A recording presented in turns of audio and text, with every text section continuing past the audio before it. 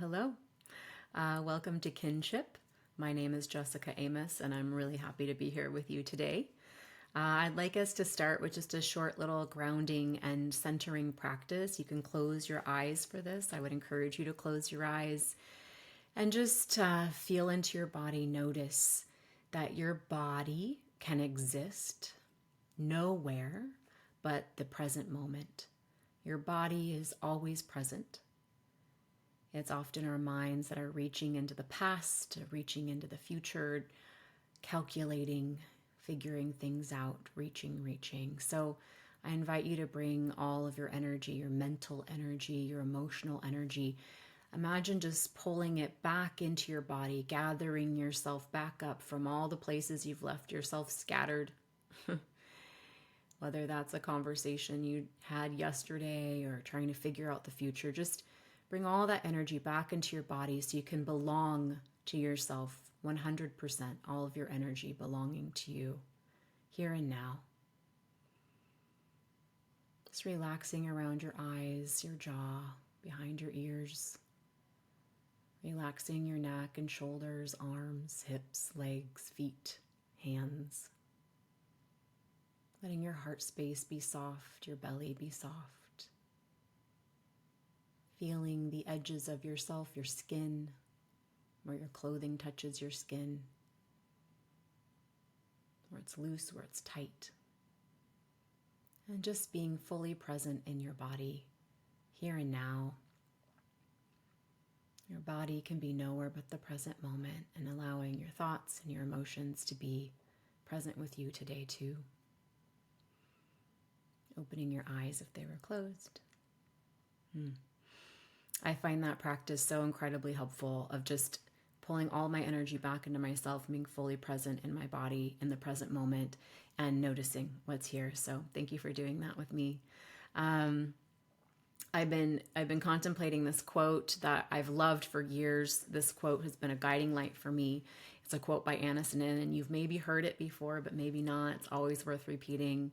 But it goes, "And the day came when the risk to remain tight in a bud became more painful than the risk it took to bloom."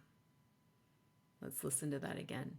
"And the day came when the risk to remain tight in a bud became more painful than the risk it took to bloom."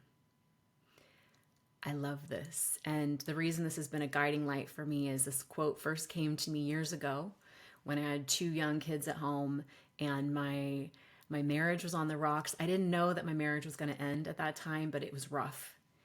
And I was trying to be everything that I thought I needed to be for other people. The people-pleasing way that I had learned growing up that kept me safe and kept me feeling connected. It just wasn't working for me anymore. It was becoming really, really painful to constantly be trying to fit myself into what I thought or projected onto what other people wanted or needed from me. And the pain became so great. And the pain also became so great because I was trying to shrink myself into ideas maybe that weren't even coming from other people, but I had formed somewhere inside myself about how I thought life should look.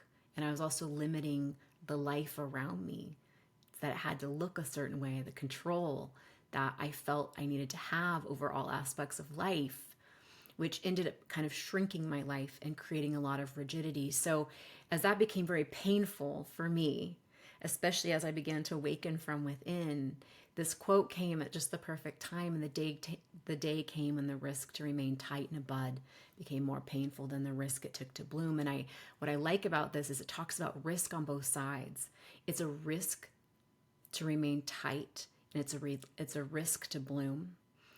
And yet there's a certain point when we remain small, we make ourselves small, because that's less of a risk than being big and being hurt out here in the world or in our family systems, the way we grew up or however it is.